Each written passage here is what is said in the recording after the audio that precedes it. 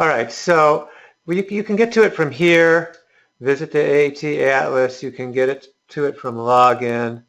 But I'm pretty sure that without even logging in, if you go on here, all the directions should be there. Okay, so it talks about what the normal atlas is, the abnormal atlas. This is open to all users. Anyone can submit to the abnormal thermology atlas, but viewing it is only restricted to AAT members. So this is to visit to the normal atlas. This is to visit to the abnormal atlas. So question one is, are you wanting to submit to the abnormal atlas or to the normal atlas? Well, I'm just curious about submittal to either one. I mean, are there any guidelines? I know if it's abnormal, how do we know it's abnormal? Does there need to be an actual diagnosis? Who created that diagnosis? That sort of thing. All right, that's a great question. So was it intuitive to you to go to this page and click on it?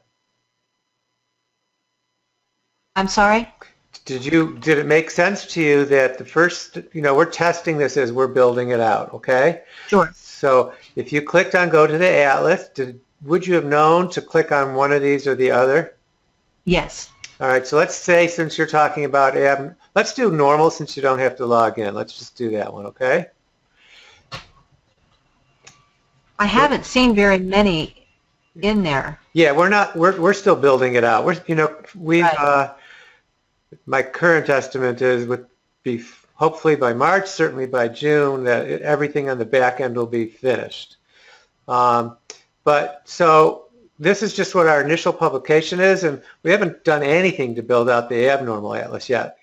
Quite frankly, this has been a dramatic undertaking, time, cost, expense, and energy to even get this functional. So, I'm sure yeah, it's exciting now. Yeah, so we're still building it out. So we announced it, but we really haven't been pushing it yet because we know it still needs work. So this just talks a little bit about what the normal atlas is. Now it says submitting to the atlas. So let's say you wanted to submit to you said abnormal. So let's just go ahead and do that. And do you by any chance know what your login is for AAT? Do you have it near you? I think I need to look it up. Okay, so I have it with me, but not readily. Okay, so I'm going to tell you that it says if you are a registered user of the Atlas or an AAT member, then just click here and log in order to submit. That's first step is you've got to get to the point where you can log in, and let's see if that takes you there. So you can, if you are a member, just use your member ID. If you are a member, use your regular username and password, and you'll get in. And once you're in, there should be more on there on how to do things, okay? If you're not a member and you want to submit, you have to generate a username or password. You just won't be able to get in to see anything, but you'll be able to submit, okay? So if you want to register to be an Atlas contributor, then you can click on this. And then there's down here, you also see Atlas Help. Now, as a member, I don't need to necessarily register to be a... No, you shouldn't. Correct? You're already registered. Okay. All members are already registered. Okay, we've made it possible for non-members to see normal images. They just go to it. And for non-members to submit cases, they just can't get in and see them. They can only see the case they've submitted.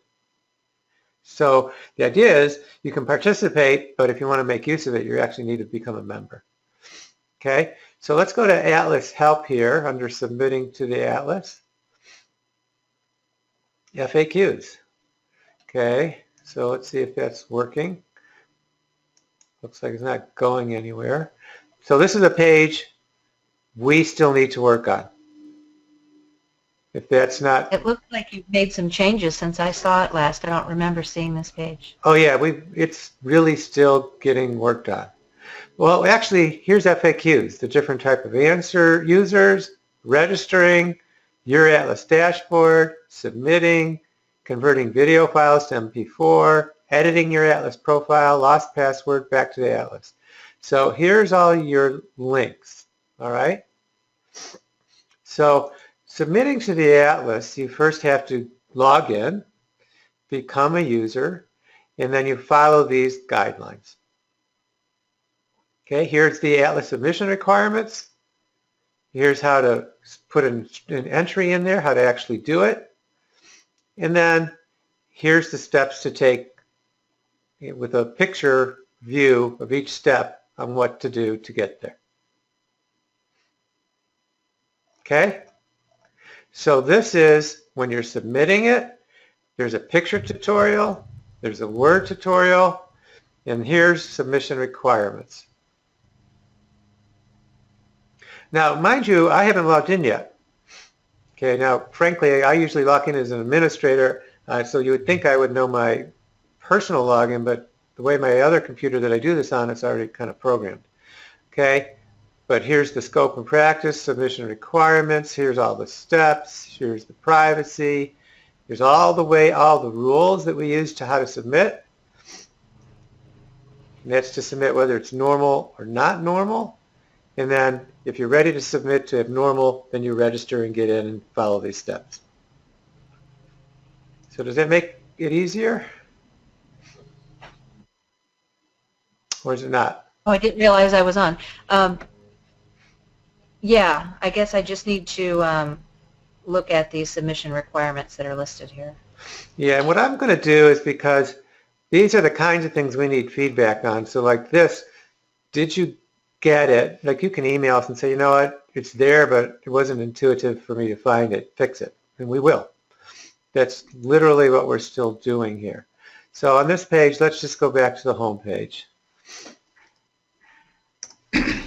You know, Dr. Schwartz, Annette raised initially a good question about if she was submitting an image, how would she know the difference of whether it's normal or abnormal? Well, as a technician, it might be harder. So you could always submit it to the Atlas and we could tell you. We could say, no, this is not a normal image, or this is. You could submit it to the normal image and we would either accept it or reject it and come back with you and tell you that. If someone had read it for you and they read it as normal, it'll be peer reviewed as to whether or not we think it's normal or not, or abnormal. And then if it's abnormal, you have to submit a little case history and some kind of collaborative documentation. Because the whole point of it is you can't just say this was a abscess tooth. You have to say, here's the x-ray of the maxilla and the tooth. Okay, and then provide that image. Now that doesn't mean that that image is a signature for an abscess tooth all the time. It means that this image was collaborated by a traditional medical study in this instant. And the part of the purpose of doing the Atlas is, for many conditions where there aren't accepted or known signatures, if we collect enough of them, we'll find out. We'll be able to actually publish that. That's what's exciting to me. Okay, so if you go to visit the Atlas, welcome to the Atlas, it does say instructions for submitting. Oh, here it is, Atlas submission requirements. It is really right up top. So it takes you right to the rules. It is there. I guess my question to you is that if you clicked on Visit the AAT Atlas, do I need to have like a button like that up there, or does this good enough? Because it says submitting to the Atlas there. Yeah, I think that's sufficient. Okay. All right. I guess the main question I had was the means of, I guess it's okay to submit it and you'll give feedback. I just wasn't certain about that. You can say, I don't know. But if you think it's abnormal, you should be submitting a history and the collaborative evidence of why you know it's abnormal. Mm-hmm. If you don't know, just say, well, how would I know? This looks abnormal to me, but I don't have any collaborative evidence. Okay, now, actually, I want you to keep that thought in your mind for a second because we have another solution coming up for that soon. And then if you know that it's normal, then just say, this is normal, and I just would like to add it to the library. And then you would submit that. You're, as an AET member, you log into the Atlas using your normal username and password and follow the rules in that picture tutorial I just showed you where it says down here, submit to Atlas normal, and submit it. And, we'll get back to you.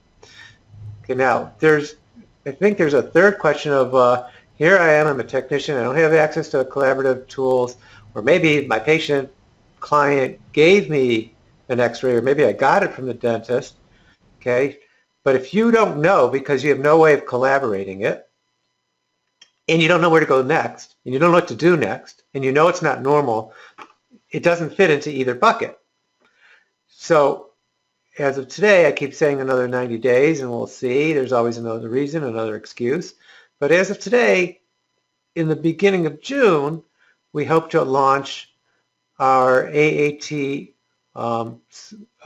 social media Facebook page. Okay, so on that page, anybody can join. You don't have to even be a member of AAT. And you'll have a chat room of we hope to build it and entice for lots of reasons that we're still working on and we don't need to go into right now, where everybody comes to this page and says, you could send it up, put a post up into everybody in the AA Thermology social media site. You could ask and say, throw it out to the thermology world and say, hey guys, I saw this case. What do you think? What is it? Or, because it's not peer reviewed, it's just people talking. What is this? Or how would you read it? Or what kind of test should I get next to prove it? And that would be your way of, without having to come to us directly to tell you what to do next, where everybody could tell you what to do next. So that will happen and that will be valuable, and that's one of the reasons it will be valuable. That sounds nice. Yeah, but I would tell you, for the moment, if you sent it to me, I'll answer it to you. I'll just tell you, because it's only hopefully within 90 days. I keep saying another 90 days, but it's the business and internet world. Okay. Thank you.